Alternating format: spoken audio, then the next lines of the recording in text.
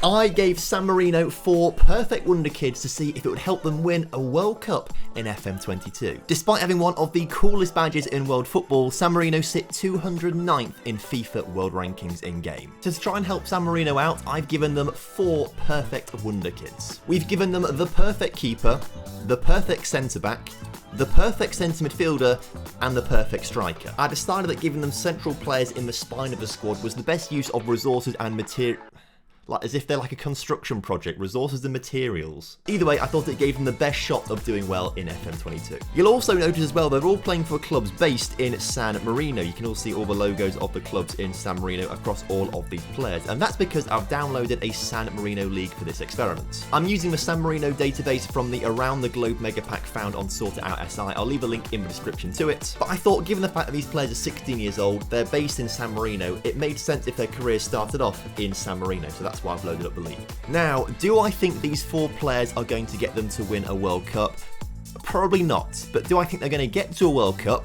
Yes, I think by the end of their careers, they're going to do it. They're all 16 years old, they're all perfect players, they've got at least 20 years of a career ahead of them. I think within that time, surely they can get San Marino and carry them to a World Cup. But that's just my opinion. What do you guys think in the comment section below? And also want to say thank you to you lot as well for voting for this video. I put a vote out on the community page of my YouTube channel with a few different experiment ideas, and over 3,000 of you guys voted, with nearly 50% of you voting for this experiment. So it seems like you guys enjoyed this being put to a vote. We'll do some more of this in the future, so keep your eyes peeled on that community page. So let's see what happens when we jump 10 years into the future to 2031. Just waiting for the game to load. I mean, we can make this quicker if you drop a like on the video and subscribe to the channel if you're new around here. So once you do that, the game will load. You done it? Brill, you have done, it's loaded, amazing. So 10 years into the future and San Marino are now 52nd in world rankings, up from 209th at the start. Okay, these perfect players have had a significant impact. I didn't think it would be this quick. Look at this graph here of like the rise up the rankings. That's impressive. And obviously helped along by these perfect players, which we'll take a look at in just a second. Now, interestingly, the San Marino squad is made up of 7 players right now. That's a little worrying. And looking at the under 21 squad, which is full of players, there is no one with any decent potential ability. 66 is the best we've got right here. So it really is these players who are perfect carrying this San Marino side. To rise up to 52nd though, I think they must have made an international tournament. Let's find out. So if we jump all the way back to 2021, they didn't win a game, which is maybe understandable with these 16-year-olds maybe not actually being in a national team when they're 16 years old. If we jump into 2022 though, they won every single game. As you can see, the perfect midfielders and strikers and defenders all getting goals in some big wins in the UEFA Nations League. So hopefully they've been promoted from League D to League C in the UEFA Nations League. European qualification though actually went pretty well. I mean, they're beating Scotland, but that's not that hard, is it? They beat Sweden as well, Northern Ireland. Twice they beat Northern Ireland, lost to Spain and drew with Scotland. But that might be enough, you know. That might have been enough to qualify for the European Championships. And if that's the case, that's mad for this early on in the experiment. Okay, it wasn't enough because they've not been in it in 2024. They lost the playoffs to Finland. Of all teams to lose the playoffs to, Finland on penalties. At least they absolutely dominated the UEFA Nations League, which is really impressive. And if we look at the following year, World Cup qualification went really well. Really well. Have they made a World Cup? Oh my word, they made the World Cup in 2026. I mean, they lost to Uruguay and Egypt and got knocked out of the World Cup pretty quickly. But still, they made the World Cup and had a pretty decent run of things in the UEFA Nations League Group B. And then European qualification, they won every single game almost, losing to France twice, which is maybe understandable. It is France, and these guys only have 4 good players. Like, the rest of the team is still, from what we can tell, absolutely abysmal. But they made the European Championships in 2028. Didn't get out the group stage though. They did lose. They did beat Ukraine 3-0, but lost to Serbia and France. And then they got to the very top of the UEFA Nations League. They got to Group A, where they beat Belgium and Spain, lost to England twice. I presume that's the relegation for them. But World Cup qualification went well in 2029, and they actually got to the World Cup second round in 2030, losing 1-0 to Austria, and actually stayed in UEFA Nations League Group A, and may have actually won their group because they've only lost one and drawn one. And so, do we? I don't know if we can see anything else from this. No, they came second. That's so frustrating. So they didn't actually qualify for the finals. But this is the roller coaster. I did not expect it to be this good so quickly. With only 4 good players, I thought it would take some time. As these players are very good, the whole nation would develop a little bit. But no, we've just seen San Marino be dominant with 4 players. So let's look at these players' careers so far. The perfect keeper started off at a club in San Marino, went to Inter Milan and then to Liverpool, so already different clubs there. Moved to Inter for 18 million and then to Liverpool for 77 million. So that 18 million is huge for La Fiorita, which I think I've said wrong. The perfect defender moved to Juventus for 21 million pounds before being poached by Real Madrid for 78 million pounds a few years later. Some pretty decent average ratings in there. Perfect midfielder was bought by PSG for 60 million. 60 million. Oh, that is mental money for this club in San Marino, but worth it for PSG because he's never had a rating below an 8, an average rating below an 8. That's mad. Also 195 goals in 312 appearances. And 190 assists as well. That's mad. I mean, that's almost a goal contribution every 70 minutes, right? That's mental. And then we have our perfect striker who moved to Man City immediately, who has got 293 goals in 326 appearances and never got below an average rating of an 8 across the season.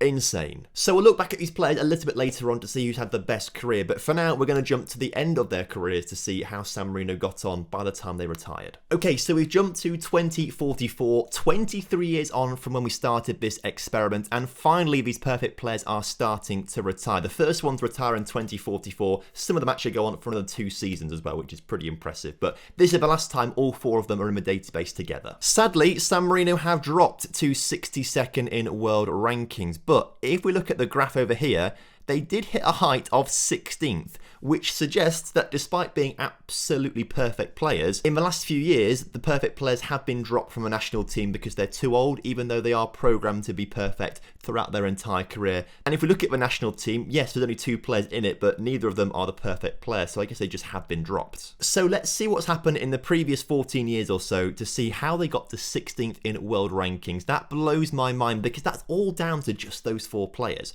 The rest of 2031 went well. They only drew with Croatia. That's the only blot on their record that season. But 2032 was not so good. They did get to the European Championships second round, but they did lose a lot of games in the process. And the UEFA Nations League was not great either. The next year, though, was pretty good. Only 2 draws in there to ruin their record, both against the Dutch. And then 2034... they got to the World Cup semi-finals. I mean, the amount these players are absolutely carrying San Marino is beyond me. Absolutely beyond me. They lost 2-0 to Spain in the end in that game. We can't click on it, sadly. But, I mean, what a run in the World Cup that was. They were relegated in the UEFA Nations League, but looks like they got back promoted to the top flight of the UEFA Nations League. 2035 was a bit of an indifferent year. I mean, draws with Luxembourg. I mean, what's that about? That's poor for them. Luckily, they did manage to get to the European Championships, but lost to Kosovo in the second round. So they're having some really weird losses in here every now and again, despite having got to a World Cup semi-final. That must have been the point where they got to 16th in world rankings, I imagine. UEFA Nations League, not very good. Relegation there again. And the World Cup qualifiers did not go quite so well. They didn't qualify for the 2038 World Cup. And at this point, those players must have been dropped from the national team because they've done terribly in the UEFA Nations League. The next season, European Championships, I don't think they would have qualified. They didn't. They lost lots of games again. And we're in the situation right now where they are down to 62nd in world rankings. They also didn't qualify for the 2042 World Cup or the 2044 Euros. What a shame. So the absolute peak was the World Cup semi-finals. Imagine if they actually had won it. They were so close to winning it. It's such a shame they dropped their players because I think they could have actually gone on to do some incredible things. So where did they all end up then? Well, the perfect goalkeeper had a long career at Liverpool before moving to Barcelona for 86 million. And across 811 league appearances, they conceded 493 goals, keeping 442 clean sheets and picking up 141 player of the matches. If you include cup games and international games, this will be well over 1,000 games played. The perfect defender never left Real Madrid after we saw him move to Real Madrid, so a very long career in the Spanish capital with 807 league appearances across his career, 96 goals, 211 assists, that's well impressive for a centre-back, 187 player of the matches, and a 7.86 average rating. The perfect midfielder ended his career alongside the perfect goalkeeper at Barcelona. He left on a free from PSG at the end of one of his contracts to go to Barcelona.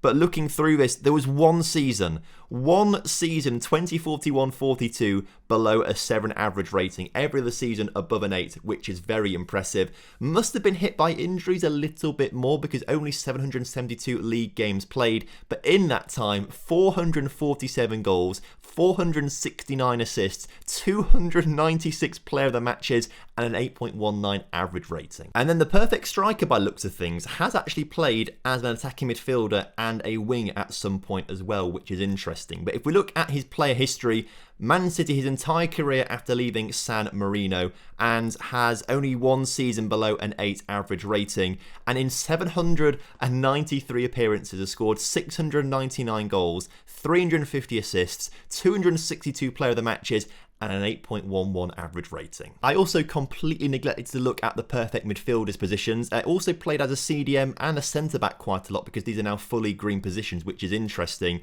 The perfect defender has played a few games at right wing, apparently, because that's why that's orange.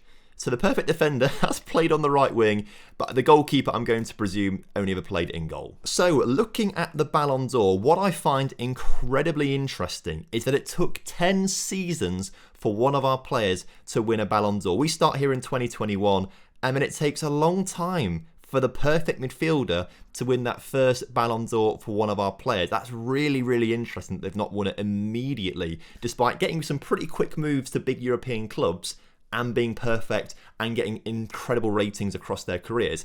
After 2031, if we scroll up, well, the perfect midfielder is literally the greatest player that has ever lived because he's won every single Ballon d'Or from 2031 to 2043, bar one season where the perfect striker won it. That's absolute domination, right? He's got 15 competition wins to his name, the FIFA Club World Cup with PSG in 2029, and Champions Leagues in 27, 29, 31 and 33, and another 4 Champions Leagues with Barcelona. That was just with PSG, with Barcelona in 38, 41, 42 and 43, a load of Super Cups as well with both of them. Wow, 8 Champions Leagues. And whilst I think about it as well, 131 caps for San Marino and 69 goals. The perfect striker, let's have a look at what competitions he's won. He must have won something pretty decent to get a Ballon d'Or, as well as 93 goals and 133 caps for San Marino, and has also got English nationality as well. He's got 9 winners' medals across his career. The FIFA Club World Cup with Man City in 2037 and 41,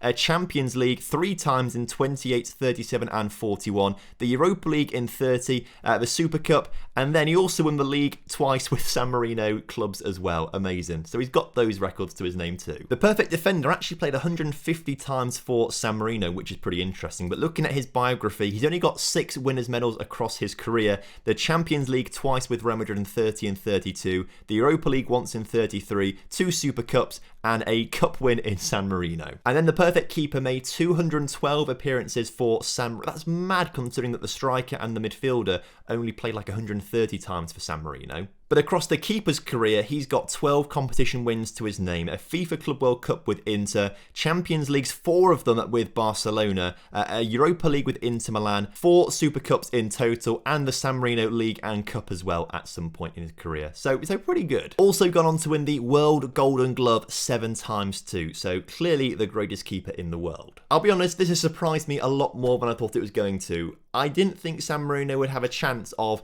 winning a World Cup, and they nearly did by getting to the semi-finals. I thought what we'd see is San Marino, by the very end of this experiment, develop enough with these 4 players to just reach a World Cup, let alone get to the semi-finals. I found today's video really interesting though, and hopefully you guys did as well. If you did, make sure you drop a like on this video and subscribe if you are new around here for plenty more content. On the side of the screen right now, there's a lot more videos that I have recorded recently, which I'm sure you guys would really enjoy if you've not seen them already. So go and click one of those, see what's up, and I'll see you next time. Have a good one. Goodbye.